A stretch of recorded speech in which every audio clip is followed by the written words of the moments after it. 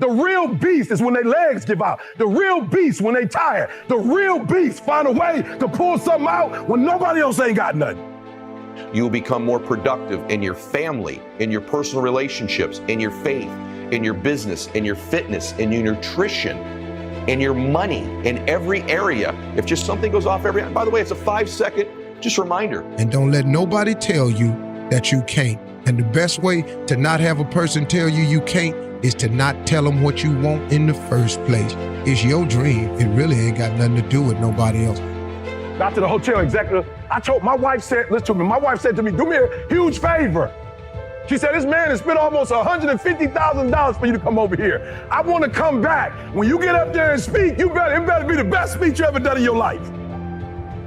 Execute. My wife was like, execute. Like, I want to come back to Dubai. Whatever you said to make that man bring you over here, you say that and 3 times better. I want to come back. But this time I come back, I want my kids to come with me. I said, well, you going to put them in first class? She said, nope, they're going to be behind us. I said, well, that's 60 grand. She said, go speak like it.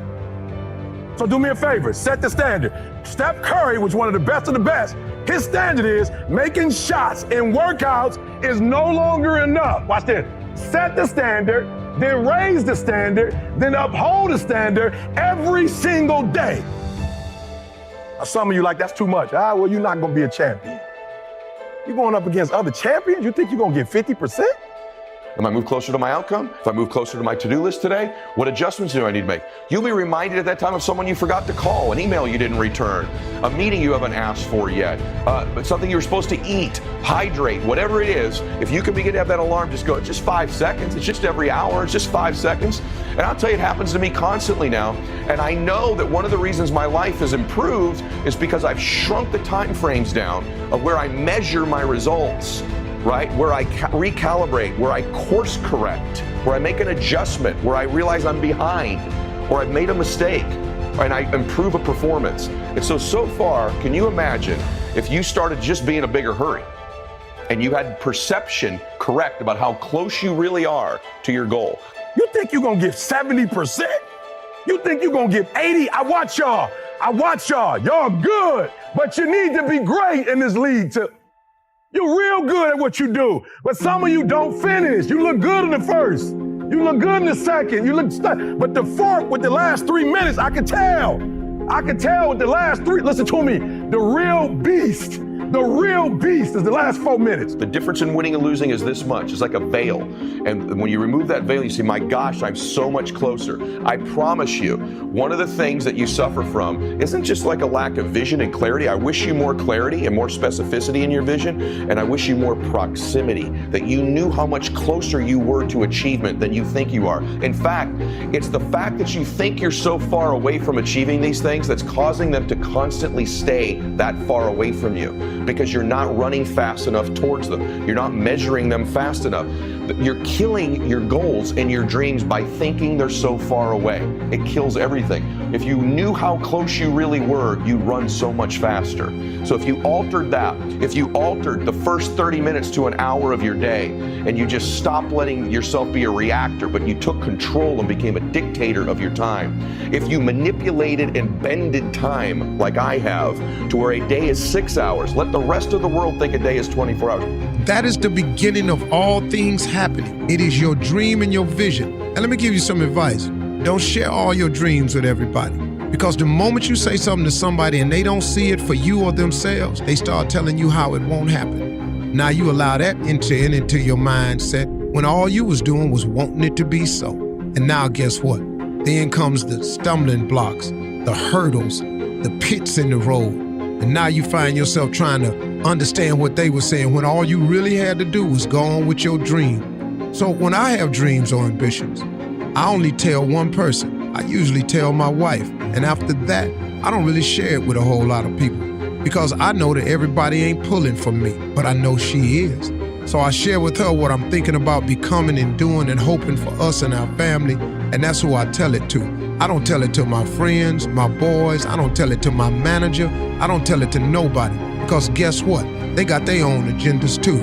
By the way, someone just made that crap up a long time ago.